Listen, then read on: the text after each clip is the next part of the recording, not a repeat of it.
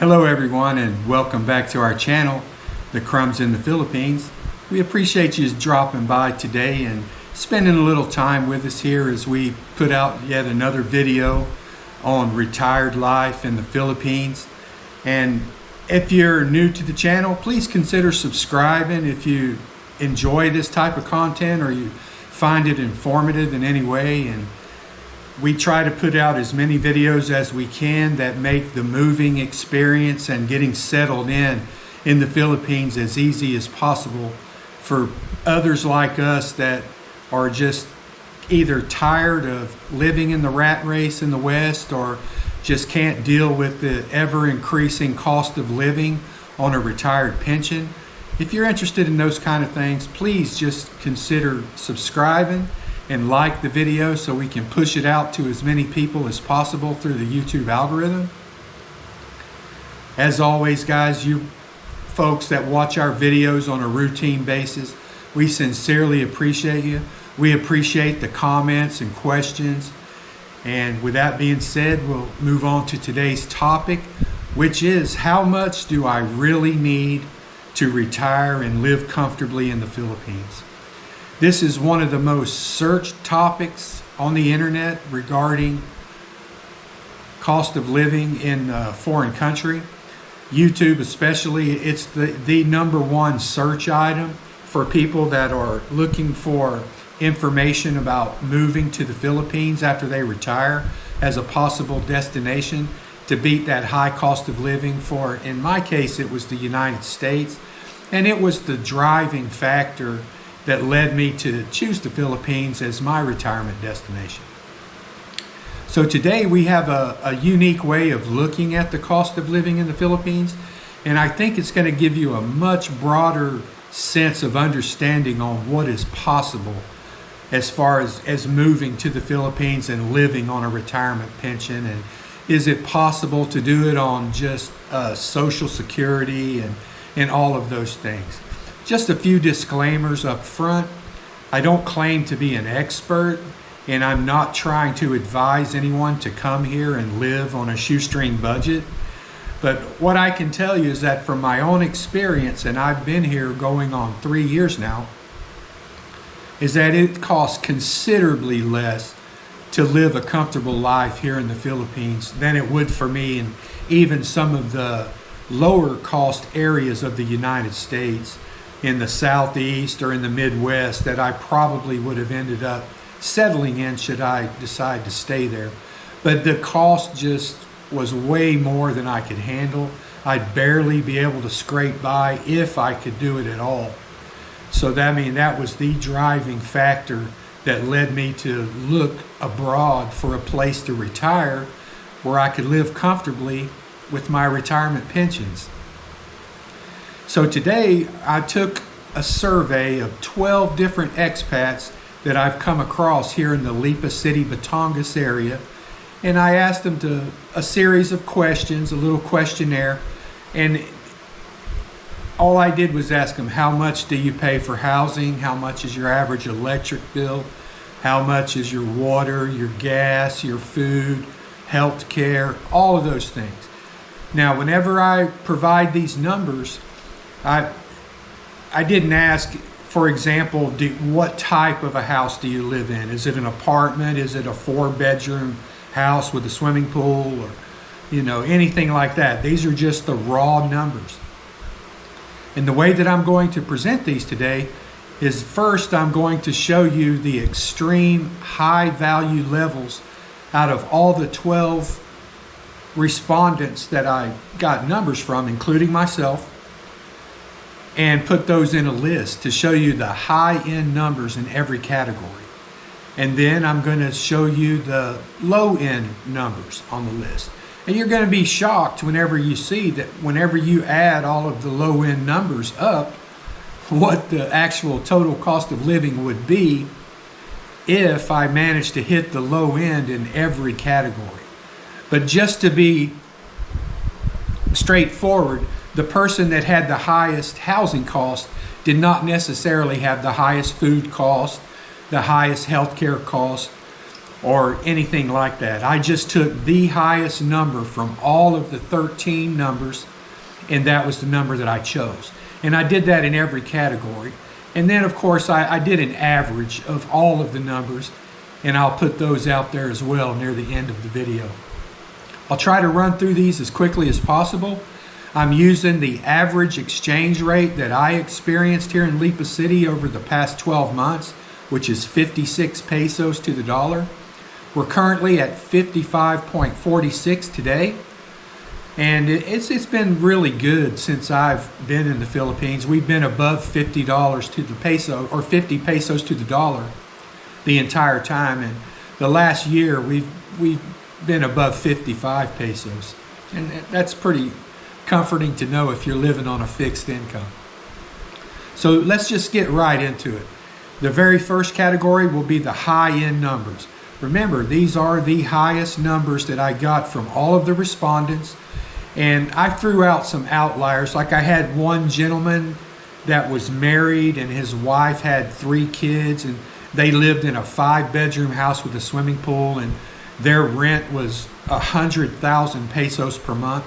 I kind of threw that one out the door, because that's not where the average person is going to live.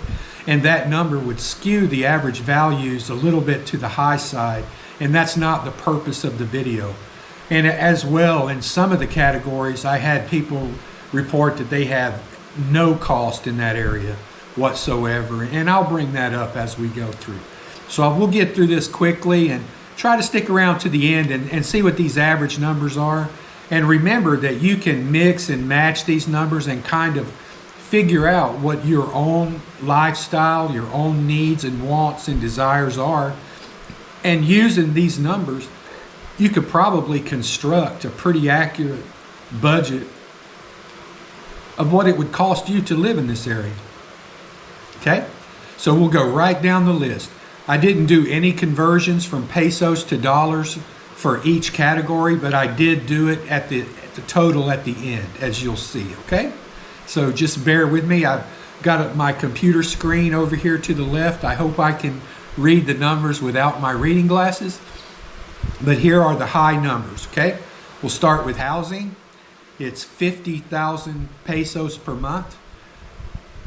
Once I threw out the 100,000 peso, the next highest was 50,000 pesos per month in the Lipa City area. Electricity, the highest electric bill was 55.75 pesos. The highest water bill was 890 pesos. The highest drinking water bill, or your mineral water, the blue water, was 300 pesos for a month. The highest internet bill that I encountered was 4,500 pesos per month. LP gas, 600 pesos per month. This person must use 2 bottles a month and live in a pretty large house. I didn't really ask those kind of questions because I just wanted to get the raw numbers for you guys. Gasoline, 3,000 pesos per month.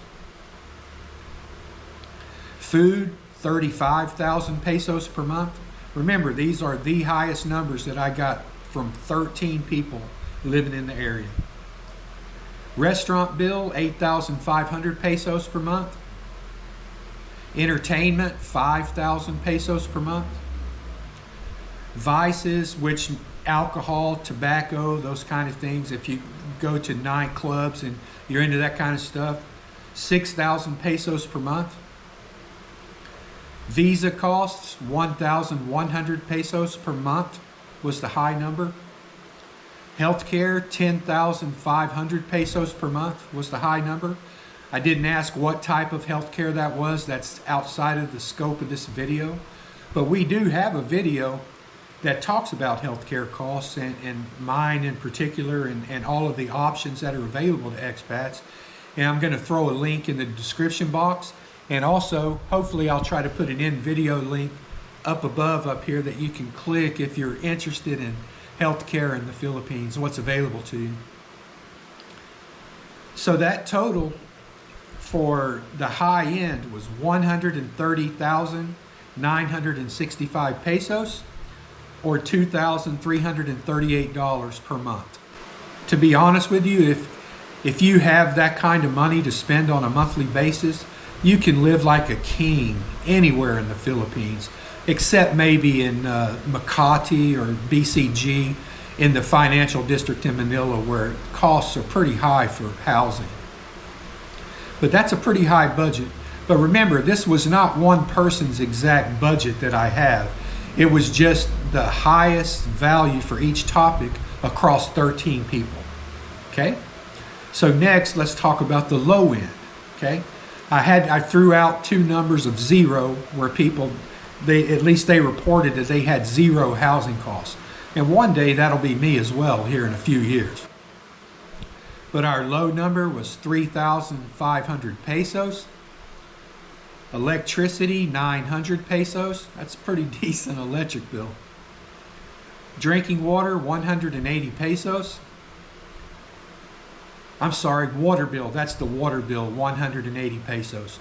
Drinking water, 105 pesos. Internet, 1,200 pesos was the low number from people that actually had internet. There were two people that had no internet. LP gas, 150 pesos per month. And I'm just guessing that that person only used one bottle every 6 months instead of every 3 months like Jen and I do. Gasoline, 160 pesos. And I kind of included transportation with that because not every person that I talked to had a car or a motorcycle, and they were just paying for transportation out and about town. And our low cost for that area was 160 pesos. The lowest food bill we encountered was 10,500 pesos. The lowest restaurant bill was 980 pesos. We did have two people report zero, that they never ate out, which that would be kind of boring for me. I do enjoy eating the local cuisine from time to time, but I did include those numbers in there in this case, in this instance, because it was relevant to the survey. For vices, we had 0 pesos reported by 4 people, including myself. I don't have a nightclub or an alcohol and tobacco expenditure in my monthly budget. But, you know, there are people, and trust me, you can buy alcohol and cigarettes or cigars or whatever it is that you like to do. It's much cheaper than it is in the United States or in Western countries. Just one example, and I checked this out because it's not something that I would know, but I'm not really sure what a pack of cigarettes costs in the United States these days, but here in the Philippines, the premium brands are about 170 pesos, or less than $3 for a pack of cigarettes. I think it's probably more than double that in the West. Visa costs 63 pesos, and that was me and one other guy that have 13A visas.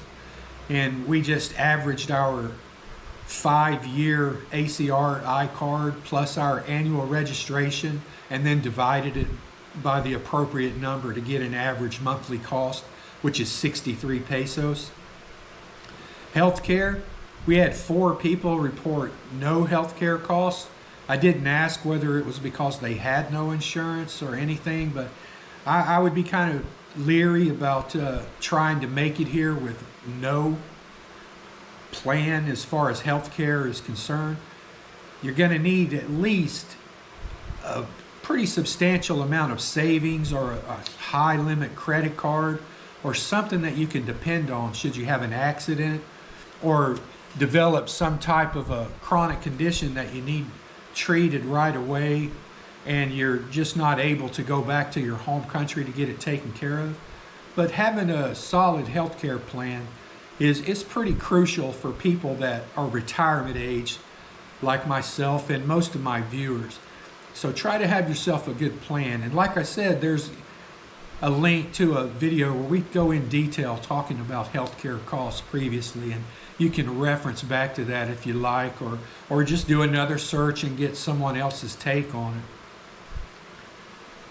And then that total, the low end cost, and again, this is just the lowest number in every category that I got from 13 people, was 18,238 pesos, or 326 US dollars. And that is a low number. And there is no way that I'm telling anybody out there that they can live on $326 a month, because those are the bare minimums in each category. That's probably a studio apartment, and you're eating, as a single person, you're eating just local food that you buy at the wet market, and that's pretty bare bones there. And I personally don't even believe that's possible. I would say at the bare minimum, I would go from between $500 to $750 just to be able to make it. And you won't be doing much in the way of entertainment or travel if you try to get by on that budget. But I was pretty shocked to see such a low number when I took all of those low values and added them up. It kind of shocked me. I almost felt funny putting that on the video because it's such a low number. And I don't want people out there thinking that I'm telling folks that they can move here and live on $326 a month, because in my experience, that's just not possible. But that is how the numbers played out. And so then I took an average, or the mean. I didn't do a median, like middle value type statistical analysis or anything. I just added the numbers and divided by the total.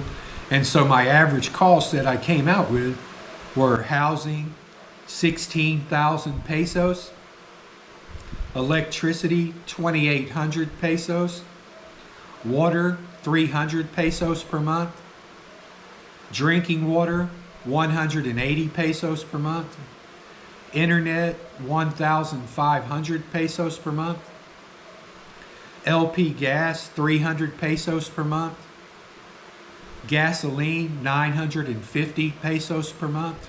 That's fairly reasonable. Gas has been pretty cheap here in the Philippines lately. We're down in the 58 to 57 pesos per liter range, that's pretty low around here.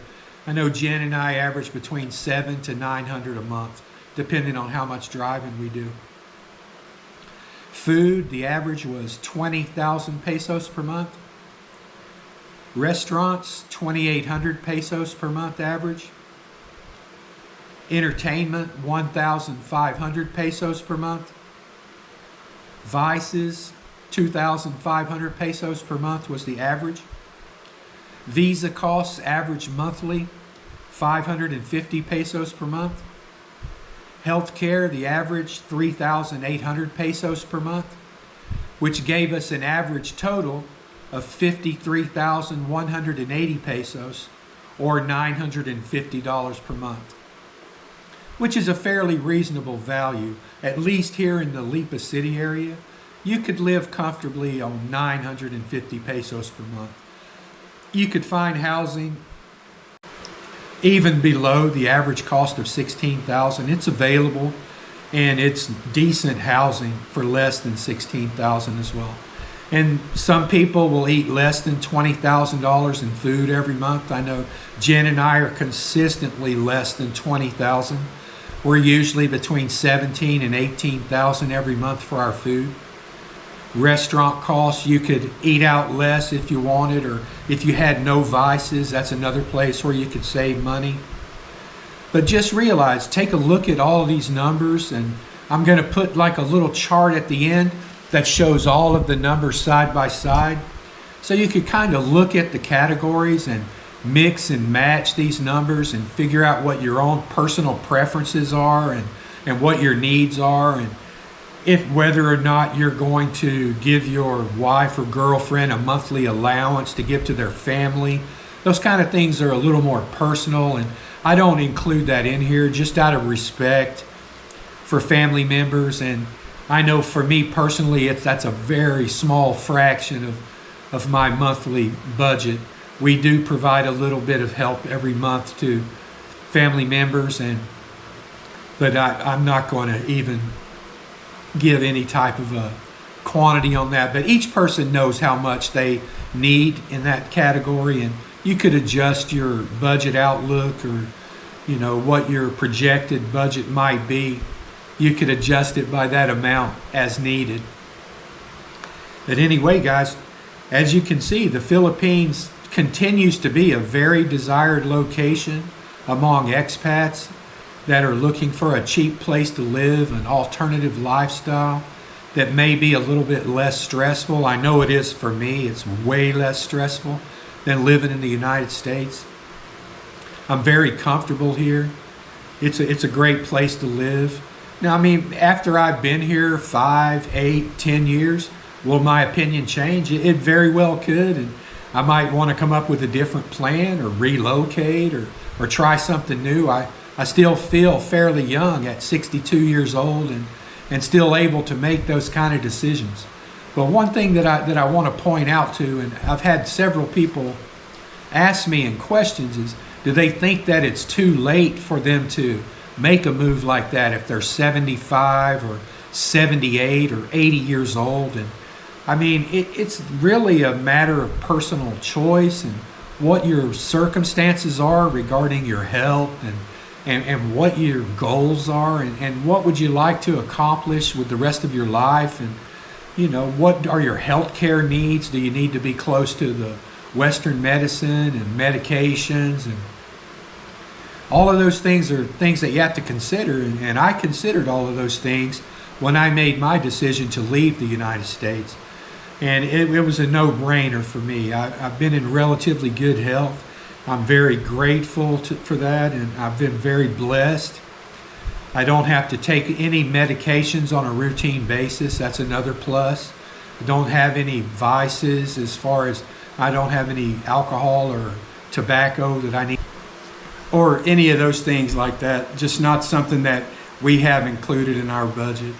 Anyway, guys, I hope you enjoyed it today and you found it a little bit informative.